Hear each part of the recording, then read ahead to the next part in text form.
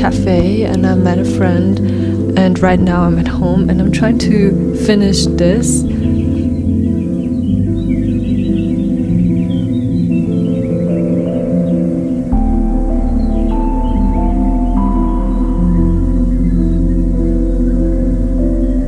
There's been a heat wave in Europe and it's been so hot. If I'm really transparent, I feel down. And with this video, I just want to set myself a challenge to not scroll so much and create more, because I noticed that I get a little less consistent with my YouTube. I consume a lot of short form content like on YouTube, and I think it's kind of also imposter syndrome coming up with YouTube, that I feel like I need to be somewhere else. I need to be more interesting. In the reality of my life right now, most of my days are really boring. I'm just at home. If I'm not working, I'm applying to things. I'm at my parents' place. It's so easy to fall in a downward spiral. So I want to set myself a challenge to romanticize this day, to not be on my phone so much, and to create more than I consume. And I also want to show you what I've been up to in terms of creation. I recently picked up my acrylic colors, and I never used acrylic colors so much. And this one, I think this bunny is inspired by Pinterest, and this one is, I don't know, it's completely out of my head. It's not done yet, but I hope tonight I can finish it. And also, I've been making a little painting for my cousin for her birthday, and this one is completely plagiarized by Pinterest. Its owner I will tag below. I've been also reading a lot of manga. I've been reading Nana. It's an anime. I was so touched by the anime, I couldn't let it go, so I bought the manga, and this is the first one. And I continued the series on my phone where the anime kind of stopped. It was so comforting to me that I didn't want to let it go. The characters, the two Nanas, it's about two girls called Nana, they're so flawed and so not perfect. I don't know, I can relate. I kind of got very attached to them, so I'm reading it now. I think I'm on my 15th band of manga. I also started, my journal is over, so I also started a new one. I was debating to just, I have a new one of this one because I love him. And this one is like a blank page, but I started to, wait, let me show you. This is my new journal, and it's the Muji one, and it's the kind of gray open flat notebook, and I saw it on Moya, and I feel like everyone is just living the same life at this point, but yeah, I don't care. I really like how it's opening flat and it's lined paper. It's not my favorite. My favorite is the dots. I find it kind of fitting for me to start a new journal at the halfway point of this year. So this one has 6 months worth of life in it, and it really looks like it too. So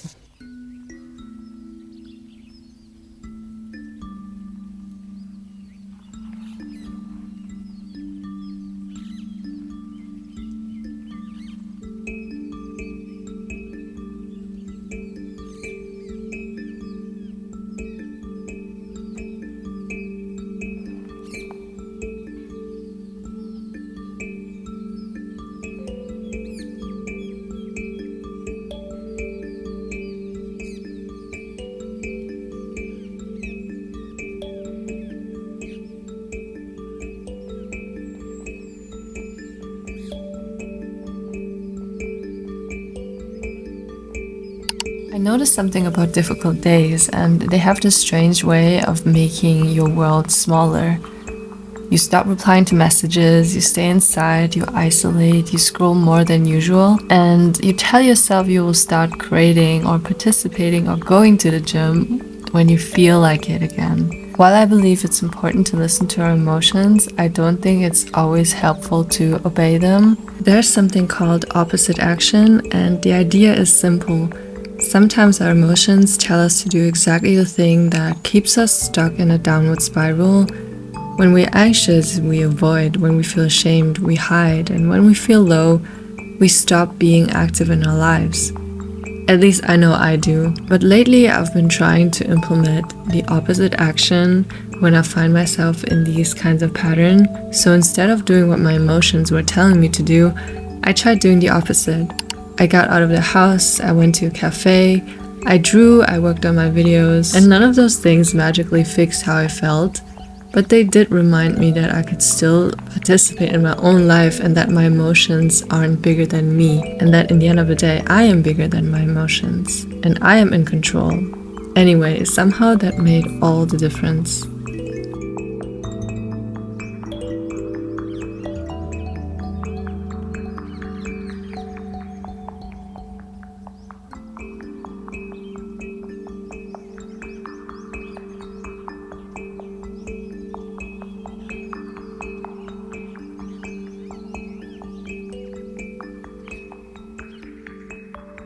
There's this quote, "Walk and the path will appear." And then there's this other quote by this other person I will insert right here.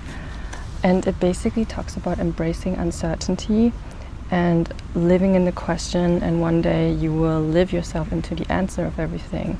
And I have been kind of living in question.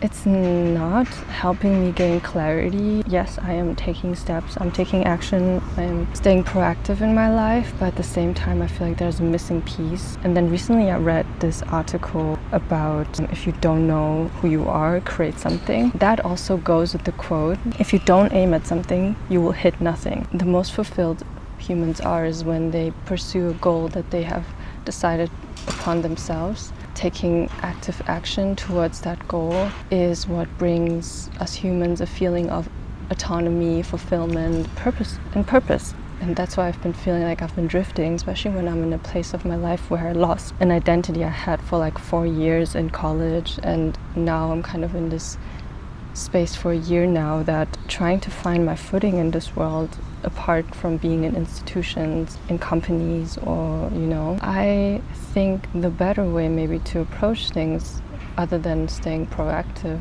instead of waiting for clarity, to create the person that you want to be.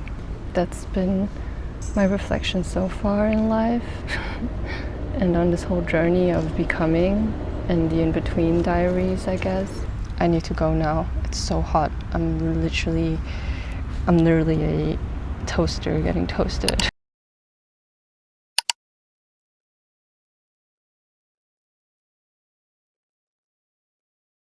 Hello, it is a couple days later and I ended up having, I don't think it was a heat stroke, but I think it was something. I managed to draw, paint a little bit. As you can tell, this is my first acrylic and also my first everything, and it just looks not symmetrical, and I need to learn how to like make the foundation of the work, which is like putting circles and shapes and lines to make sure everything is symmetrical.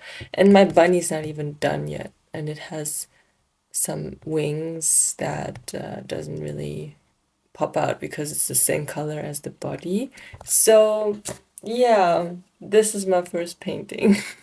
I want to show you about something that I've been doing, and basically I've been struggling with having a routine, and I saw a quote that if you're a sensitive girly who's also creative and feels too much and whatever, it's vital for you to have a routine. Got this from another YouTuber, so I'm gonna link her below. But basically you make 3 versions of a morning routine that you're most likely to do, and 3 versions of an evening routine you're most likely to do. You have a high energy evening routine, a medium energy, low energy evening routine, and the same way for a morning routine. Supposedly you should fall mostly under medium energy. I also need to take my supplements. In terms of supplements, for anyone who cares, I use vitamin D. Vitamin D by N1.